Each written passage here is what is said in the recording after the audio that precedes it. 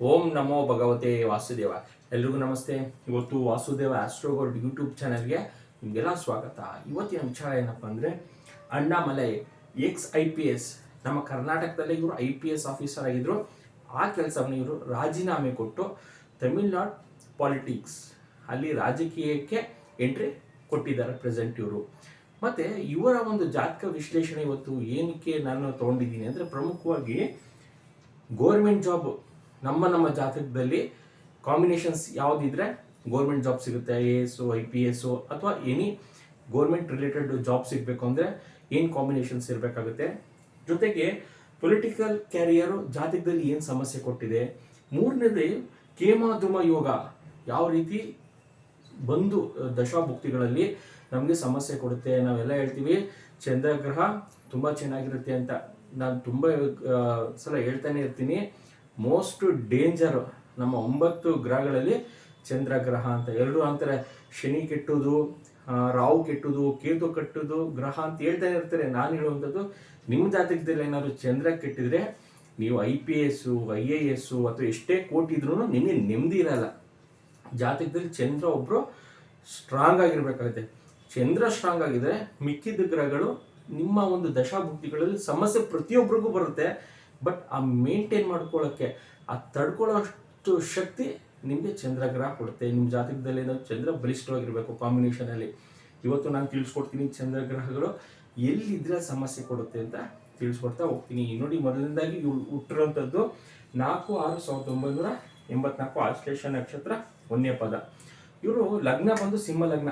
ನಾನು ಹೇಳ್ತೇನೆ ಇರ್ತೀನಿ, ಕರ್ಕಾಟಕ ಲಗ್ನ ಮತ್ತು ಸಿಂಹ ಲಗ್ನದಲ್ಲಿ ಯಾರು ಹುಟ್ಟಿರ್ತಾರೋ ಅವರು ಸ್ವಲ್ಪ ಜಾತಕ ಬಲಿಷ್ಠವಾಗಿರುತ್ತೆ, ಸ್ವಲ್ಪ ಅದೃಷ್ಟವಂತರು ಅಂತ.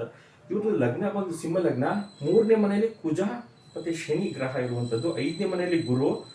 10ನೇ ಮನೆಯಲ್ಲಿ ನೋಡಿ 4 ಗ್ರಹ ಇದೆ, ಸೂರ್ಯ, ಬುಧ, ಶುಕ್ರ ಮತ್ತು ರಾಹು. ಮತ್ತು ಶುಕ್ರನ ಮನೆಯಲ್ಲಿ ಶುಕ್ರ ಇರುವಂಥದ್ದು.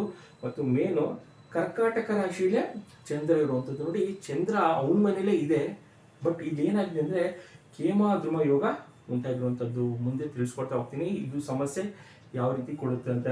ತನ್ನ ಮನೆಯಲ್ಲಿದ್ರೂ ಕೂಡ ಇದು ಸಮಸ್ಯೆ ಕೊಡುವಂಥದ್ದು, ಚಂದ್ರನಿಂದ ಸಮಸ್ಯೆ ಆಗುತ್ತೆ. ಈಗ ಡಿಗ್ರಿ ವೈಸಲ್ಲಿ ನೋಡೋಣ. ನಾವು ಪ್ರತಿಯೊಂದು ಸಲನೂ ನಾನು ವಿಶ್ಲೇಷಣೆ ಮಾಡಬೇಕಾದ್ರೆ ಮೇನ್ ಚಾಟು ಅದ್ರ ಜೊತೆಗೇನೆ ಈ ಡಿಗ್ರಿ ವೈಸ್ ಚಾಟ್ ಹಾಕ್ಕೊಂಡಿರ್ತೀನಿ. ಯಾಕಂದರೆ ನಮಗೆಲ್ಲ ರಿಸಲ್ಟ್ ಇಲ್ಲೇ ಸಿಗೋದು, ಮೇನ್ ಚಾಟಲ್ಲೆಲ್ಲ. ಮೇನ್ ಚಾಟ್ಗಳು ನಿಮ್ಗೆ ಯೋಗ ಇದೆ, ಚಂದ್ರನ ಮನೆಯಲ್ಲೇ ಇದೆ, ಸೂರ್ಯನ ಮನೆಯಲ್ಲೇ ಇದೆ ಅಂತ ನಾವು ಹೇಳ್ತೀವಿ. ಬಟ್ ಡಿಗ್ರಿ ವೈಸಲ್ಲಿ ನಮಗೆ ರಿಸಲ್ಟ್ ಕೊಡ್ತಾ ಹೋಗುತ್ತೆ. ಮೊದಲನೇದಾಗಿ ಕೇತು 4ನೇ ಮನೆಯಲ್ಲಿ ಡಿಗ್ರಿ ವೈಸಲ್ಲಿ ಇದೆ. ಲಗ್ನದಿಂದ ಕೇತು ಕೂಡ ಇಲ್ಲೇ ಇರುವಂಥದ್ದು. ಕೇತು 4ನೇ ಮನೆಯಲ್ಲಿ ಇಲ್ಲೇ ಇದ್ರೆ ರಾಹು ಕೂಡ 10ನೇ ಮನೆಯಲ್ಲಿ ಇರುತ್ತೆ. ಕೇತು ಮತ್ತೆ ರಾಹು ಡಿಗ್ರಿ ವೈಸಲ್ಲಿ 4ನೇ ಮನೆ ಮತ್ತು 10ನೇ ಮನೆಯಲ್ಲೇ ಇರುವಂಥದ್ದು. 2 ಶುಕ್ರ ಕೂಡ 10ನೇ ಮನೆ, ಸೂರ್ಯನು ಕೂಡ 10ನೇ ಮನೆಯಲ್ಲಿ ಇರುವಂಥದ್ದು. ಚಂದ್ರ ಕೂಡ ಡಿಗ್ರಿ ವೈಸಲ್ಲಿ 12ನೇ ಮನೆ, ರಾಹು ಆಯಿತು. ಗುರು ಕೂಡ ಡಿಗ್ರಿ ವೈಸಲ್ಲಿ 5ನೇ ಮನೆ, ಶನಿ ಡಿಗ್ರಿ ವೈಸಲ್ಲೂ ಕೂಡ 5ನೇ ಮನೆ, ಮೇನ್ ಚಾಟಲ್ಲೂ 5ನೇ ಮನೆ, ಬುಧ 9ನೇ ಮನೆ. ನಾನು ಇಲ್ಲಿ ಬುಧ 10ನೇ ಮನೆ ಬರೆದಿದ್ದೀನಿ, ಇಲ್ಲಿ 9ನೇ ಮನೆ ಬರುತ್ತೆ. ಇದನ್ನ ನಾವು ಇಂಪಾರ್ಟೆಂಟ್ ಆಗಿ ನೋಡಬೇಕು. ಇವ್ರ ಜಾತಕದಲ್ಲಿ ಬರೀ ಒಂದು ಗ್ರಹ ಡಿಗ್ರಿ ವೈಸ್ ಚೇಂಜ್ ಆಗಿದೆ. ಕೆಲವೊಬ್ಬರ ಜಾತಕದಲ್ಲಿ ಸುಮಾರು 4-5 ಗ್ರಹಗಳು ಹಿಂಗೆ ಚೇಂಜ್ ಆಗಿರುತ್ತೆ. ನಾವು ಗೊತ್ತಾಗಲ್ಲ ಜಾತಕದಲ್ಲಿ ಏನು ಸಮಸ್ಯೆ ಆಗಿದೆ. ನಾವು ಮಾಡ್ತಿರೋಂಥ ಪರಿಹಾರ ಕರೆಕ್ಟ್ ಆಗಿದೆಯೋ ಅನ್ನೋದು ಎಷ್ಟೊಂದು ಜನಕ್ಕೆ ಗೊತ್ತೇ ಆಗಲ್ಲ. ಯಾವ ಜಾತಕದಲ್ಲಿ ನೆಗೆಟಿವ್ ಅಂತ ನಾವು ಹೇಳಿರ್ತೀವೋ ಅದೇ ನಮಗೆ ಪಾಸಿಟಿವ್ ಆಗಿ ಕನ್ವರ್ಟ್ ಆಗಿರುತ್ತೆ. ಲಗ್ನದಿಂದ 8ನೇ ಮನೆಯಲ್ಲಿ ನಿಮ್ಗೆ ಈ ಗ್ರಹ ಇದೆ ಅಂತ ನಿಮ್ಗೆ ಹೇಳಿರ್ತಾರೆ, ಬಟ್ ಅದೇ ನಿಮಗೆ ಪಾಸಿಟಿವ್ ಆಗಿರುತ್ತೆ. 7ನೇ ಮನೇಲಿ ಕೂತ್ಕೊಂಡು ಒಳ್ಳೆ ಲಾಭ ಸ್ಥಾನ ಇರುತ್ತೆ. ಮತ್ತು ನಾವು ಡಿಗ್ರಿ ವೈಸಲ್ಲಿ ಗ್ರಹಗಳು ಇಲ್ಲಿ ಇರುವಂಥದ್ದು ನೋಡಬೇಕು. ಇದು ಮೇನ್ ಚಾರ್ಟ್ ಮತ್ತು ಗ್ರಹಗಳು ಡಿಗ್ರಿ ವೈಸಲ್ಲಿ ಎಲ್ಲಿರುವಂಥದ್ದು, ಇದು ಮೇಯ್ನು. ಈಗ ಇವ್ರ ಜಾತಕದಲ್ಲಿ ಗೌರ್ಮೆಂಟ್ ಜಾಬು ಇಂಡಿಕೇಶನ್ಸ್ ಇದೆ, ಪೊಲಿಟಿಕಲ್ ಕ್ಯಾರಿಯರ್ ಇಂಡಿಕೇಶನ್ಸ್ ಇದೆ, ಮತ್ತು ಕೇಮಾದ್ರುಮ ಯುಗ ಕೂಡ ಇರುವಂಥದ್ದು. ನೋಡಿ, ನಾನು ಹೇಳ್ತಾನೆ ಇರ್ತೀನಿ, ಗೌರ್ಮೆಂಟ್ ಜಾಬ್ಗೆ ಇರುವಂಥ 3-4 ಕ್ರೈಟೀರಿಯಾ ಇದೆ. ಅದರಲ್ಲಿ ಮೇನ್ ಆಗಿ ಕರ್ಕಾಟಕ ರಾಶಿಯಲ್ಲಿ ಏನಾದರೂ ಚಂದ್ರ ಇರುವಂಥದ್ದು, ಅಥವಾ ಸಿಂಹ ರಾಶಿಯಲ್ಲಿ ಏನಾದರೂ ಸೂರ್ಯ ಇರುವಂಥದ್ದು, ಅಥವಾ ಏನಾದರೂ ಅದ್ಲು ಬದಲಾಗಿರುವಂಥದ್ದು. ಕರ್ಕಾಟಕ ರಾಶಿಯಲ್ಲಿ ಸೂರ್ಯ ಅಥವಾ ಸಿಂಹ ರಾಶಿಯಲ್ಲಿ ಏನಾದರೂ ಚಂದ್ರ ಇದ್ರೂ ಕೂಡ ಗೌರ್ಮೆಂಟ್ ಜಾಬು ಮೇಲ್ನೋಟಿಗೆ ನೋಡ್ಕೊಳ್ಬೋದು. ಇದ್ರ ಜೊತೆಗೆ ನಾವು ಕಸ್ಪಲ್ ಅಂತ ನೋಡ್ತೀವಿ, ಅಲ್ಲಿ ಕನ್ಫರ್ಮೇಷನ್ ಇವ್ರ ಲೈಫಲ್ಲಿ ಗೌರ್ಮೆಂಟ್ ಜಾಬ್ ಸಿಗುತ್ತಾ ಅಂತ ಕಸ್ಪಲ್ಲಲ್ಲಿ ಹೋಗಿ ನೋಡುವಂಥದ್ದು. ಇವರ ಒಂದು ಹಾರೋಸ್ಕೋಪಲ್ಲಿ ಕರ್ಕಾಟಕ ರಾಶಿಯಲ್ಲಿ ಚಂದ್ರ ಇರೋದ್ರಿಂದ ಇವ್ರಿಗೆ ಸುಲಭವಾಗಿ ಗೌರ್ಮೆಂಟ್ ಜಾಬು ಸಿಕ್ಕಿರುವಂಥದ್ದು. ಅದರಲ್ಲಿ ಕೂಡ IPS ಆಫೀಸರ್ ಆಗಿರ್ತಾರೆ. ನೆಕ್ಸ್ಟು ಎಲ್ಲರೂ ಕೇಳುವಂಥದ್ದು, ಯಾಕೆ ಉನ್ನತ ಸ್ಥಾನದಲ್ಲಿ ಇದ್ರೂ ಕೂಡ ಎಷ್ಟೊಂದು ಜನ ರೆಸಿಗ್ನೇಷನ್ಸ್ ಕೊಡ್ತಾರೆ. ಕೆಲವೊಬ್ಬರಿಗೆ ಜಾತಕದಲ್ಲಿ ಏನಾದರೂ ಚಂದ್ರ ನೆಗೆಟಿವ್ ಆಗಿದೆ, ಅವ್ರು ಯಾವುದೇ ಒಂದು ಗೋರ್ಮೆಂಟ್ ಇರಲಿ, ಅವ್ರಿಗೆ ಎಷ್ಟೇ ಕೋಟಿ ಇರಲಿ, ಅವ್ರಿಗೆ ಸಮಾಧಾನ ಇರಲಿಲ್ಲ. ಚೇಂಜ್ ಮಾಡ್ತಾನೆ ಇರೋದೇ ಅವ್ರದ್ದೊಂದು ಕೆಲಸ ಆಗಿರುತ್ತೆ. ಯಾಕಂದರೆ ಮನಸ್ಸು ನೆಮ್ಮದಿ ಕೊಡಲ್ಲ.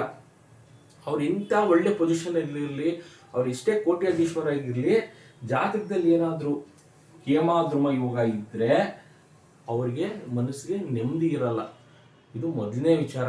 ನೋಡಿ, ಕೇಮಾದ್ರುಮ ಯೋಗ ಯಾವ ರೀತಿ ಉಂಟಾಗುತ್ತೆ ಅಂದರೆ, ಚಂದ್ರನ ಹಿಂದೆ ಮುಂದೆ ಯಾವುದು ಶುಭ ಗ್ರಹಗಳಿಲ್ಲ ಅಥವಾ ಯಾವುದು ವೀಕ್ಷಣೆ ಕೂಡ ಇಲ್ಲ. ನೋಡಿ, ಚಂದ್ರ ಹಂಗೆ ಹಿಂಗಿದ್ದಾಗ ಏನಾಗುತ್ತೆ ಅಂದರೆ ಕೇಮಾದ್ರುಮ ಯೋಗ ಆಗುತ್ತೆ.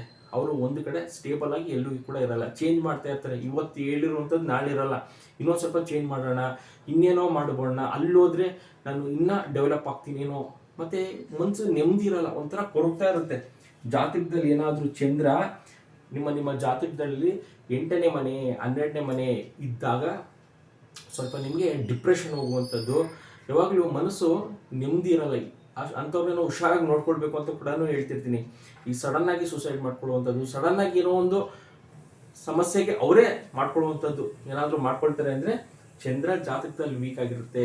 ಬೇರೆ ಗ್ರಹಗಳು ವೀಕ್ ಆದರೆ ನಾವೊಂದು ಕಂಟ್ರೋಲಿಗೆ ತಗೋಬೋದು. ಚಂದ್ರನೇ ವೀಕ್ ಆಗಿಬಿಟ್ರೆ ನಾವು ಕಂಟ್ರೋಲಿಗೆ ತೊಗೊಳ್ಳೋದೇ ಅಸಾಧ್ಯ. ಯಾಕಂದರೆ ಅವ್ರು ಹೇಳ್ಕೊಳ್ಳೋದಿಲ್ಲ. ಫಸ್ಟ್ ಆಫ್ ಆಲ್ ಏನು ಸಮಸ್ಯೆ ಇದೆ ಅಂತ ಹೇಳ್ಕೊಳ್ಳಲ್ಲ, ಅವ್ರ ಮೇಲೆ ಅವರು ಪರಿಣಾಮ ಮಾಡ್ಕೊಬಿಡ್ತಾರೆ, ಮತ್ತು ಸಮಸ್ಯೆ ಅವರೇ ತಂದ್ಕೊಳ್ತಾರೆ. ಎಷ್ಟೊಂದು ಜನಕ್ಕೆ ನಾನು ಬದುಕದೇ ಬೇಡ, ಏನಕ್ಕೆ ನಾನು ಬದುಕಿರಬೇಕು, ಏನೇನೋ ಆಲೋಚನೆ ಮಾಡಿ ತುಂಬ ಸಮಸ್ಯೆಗೆ ಒಳಗಾಗ್ತಾರೆ.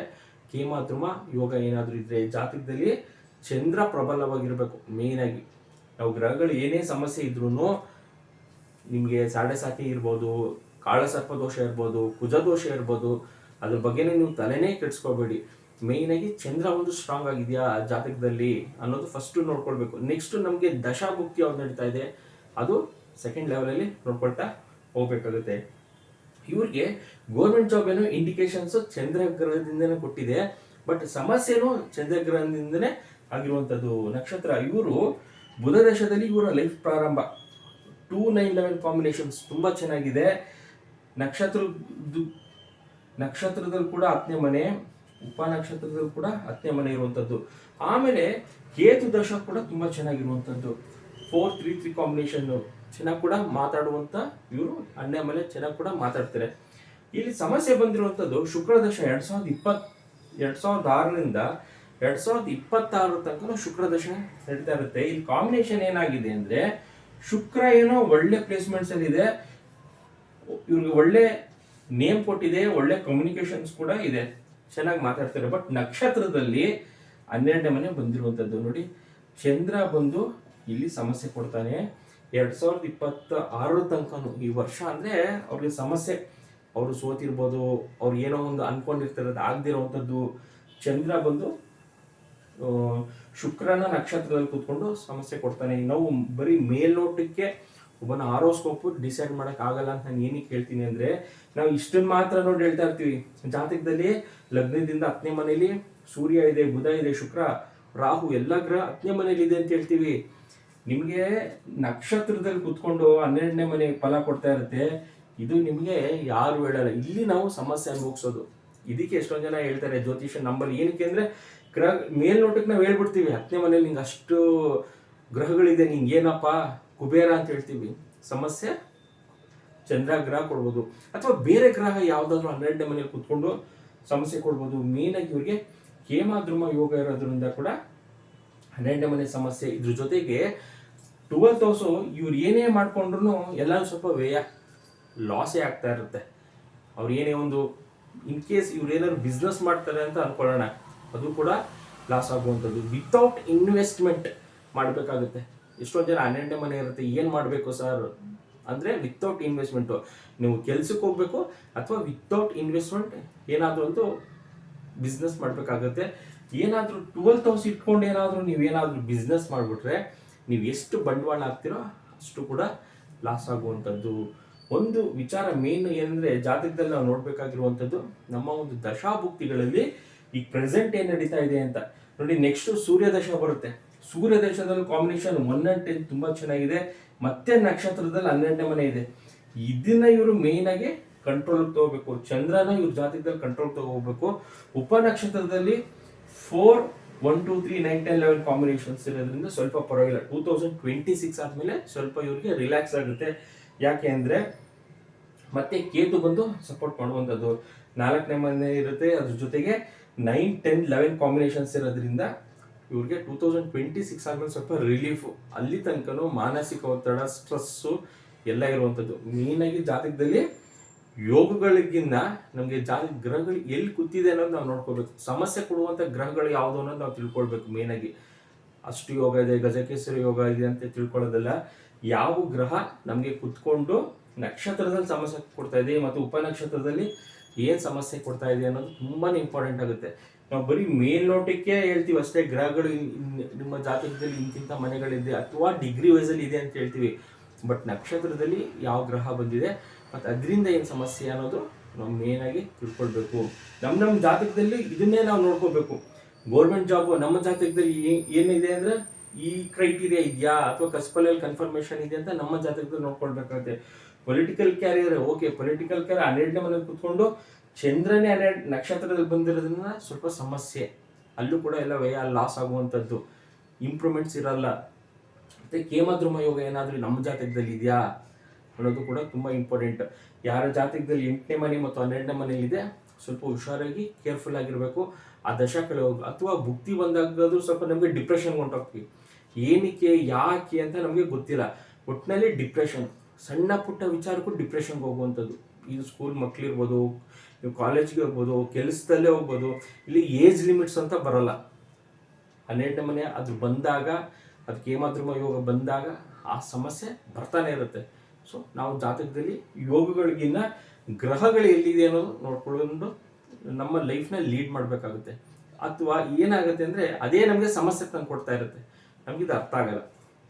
ಇದಿಷ್ಟು ಅಣ್ಣಾಮಲೈ ಅವರ ವಿಚಾರ. ನಮ್ಮ ಜಾತಕದಲ್ಲೂ ಈ ರೀತಿ ಕಾಂಬಿನೇಷನ್ಸ್ ಬಂದರೆ ನಾವು ಏನು ಪರಿಹಾರ ಮಾಡ್ಕೊಳ್ಬೇಕು ಅಂತ ನಾವು ನೋಡಬೇಕಾಗುತ್ತೆ. ಮೇಯ್ನಾಗಿ ಯಾರು ವಾಸುದೇವ್ ಆಸ್ಟ್ರೋಗೋಲ್ಡ್ ಯೂಟ್ಯೂಬ್ ಚಾನಲ್ ಸಬ್ಸ್ಕ್ರೈಬ್ ಮಾಡ್ಕೊಂಡಿಲ್ಲ, ಮಾಡ್ಕೊಳ್ಳಿ. ನಾನು ಹಾಕುವಂಥ ವೀಡಿಯೋಸ್ ನಿಮಗೆ ರೀಚ್ ಆಗುತ್ತೆ. ಮತ್ತು ಇದೇ ಥರ ನೇಮ್ ಫೇಮ್ ಇರೋರು ಆರೋಸ್ಕೋಪ್ ಏನಿಗೆ ಹಾಕ್ಕೊಳ್ತೀನಿ ಅಂದರೆ, ಒಂದು ನಿಮ್ಗೆ ಅವ್ರಿಗೆ ಗೊತ್ತಿರುತ್ತೆ, ಎರಡನೇದು ಅವರ ಒಂದು ಏನು ಮಾಡ್ತಾ ಇದ್ದಾರೆ ಪ್ರೆಸೆಂಟ್ ಅನ್ನೋದು ಕೂಡ ನಿಮಗೆ ಗೊತ್ತಿರುತ್ತೆ. ಅದ್ರ ಜೊತೆಗೆ ಕಾಂಬಿನೇಷನ್ಸಲ್ಲಿ ಗ್ರಹಗಳು ಇವ್ರ ಜಾತಕದಲ್ಲಿ ಹಿಂಗಿರುತ್ತೆ ಮತ್ತು ನಮ್ಮ ಜಾತಕದಲ್ಲೂ ಈ ಕಾಂಬಿನೇಷನ್ಸ್ ಬಂದರೆ ನಾವು ಏನು ಮಾಡ್ಕೋಬೇಕು ಅಥವಾ ನಮ್ಮ ದಶ ನಡೆದ್ರೆ ಏನು ಸಮಸ್ಯೆ. ನೋಡಿ, ಇವ್ರಿಗೆ ಶುಕ್ರ ದಶ ನಡೀತಾ ಇದೆ. ಎಲ್ಲರೂ ಶುಕ್ರ ದಶ ಒಳ್ಳೇದು ಅಂತ ಹೇಳ್ತಾರೆ. ನಕ್ಷತ್ರದಲ್ಲಿ 12ನೇ ಮನೆ ಕೂತ್ಕೊಂಡು ಎಲ್ಲಾನು ಸಮಸ್ಯೆ ಕೊಡ್ತಾ ಇದೆ. ಇದನ್ನು ನಾವು ಮೇಯ್ನಾಗಿ ತಿಳ್ಕೊಳ್ಬೇಕು. ಜ್ಯೋತಿಷ ಶಾಸ್ತ್ರದಲ್ಲಿ ಮೇಯ್ನಾಗಿ ಇದನ್ನು ತಿಳ್ಕೊಂಡ್ರೆ ಸಾಕು, ನಾವು ಸಮಸ್ಯೆಯಿಂದ ಹೊರಗೆ ಬರ್ಬೋದು. ಕಾಂಬಿನೇಷನ್ ಪಾಸಿಟಿವ್ ಇರುವಂಥ ಗ್ರಹಗಳಿಗೆ ನಾವು ಮೇಯ್ನು ಮಂತ್ರ ಪಠನೆ ಮಾಡಬೇಕಾಗುತ್ತೆ, ನೆಗೆಟಿವ್ ಇರೋಂಥ ಗ್ರಹಗಳಿಗೆ ದಾನ ಮಾಡಬೇಕಾಗುತ್ತೆ. ಯಾರು ಸಬ್ಸ್ಕ್ರೈಬ್ ಮಾಡ್ಕೊಂಡಿಲ್ಲ ಮಾಡ್ಕೊಳ್ಳಿ. ನನ್ನ ವೀಡಿಯೋಸ್ ನಿಮಗೆ ರೀಚ್ ಆಗುತ್ತೆ. ಇವತ್ತೆಲ್ಲ ನಾಳೆ ನಿಮಗೆ ತುಂಬ ಹೆಲ್ಪ್ಫುಲ್ ಆಗುತ್ತೆ. Thank you.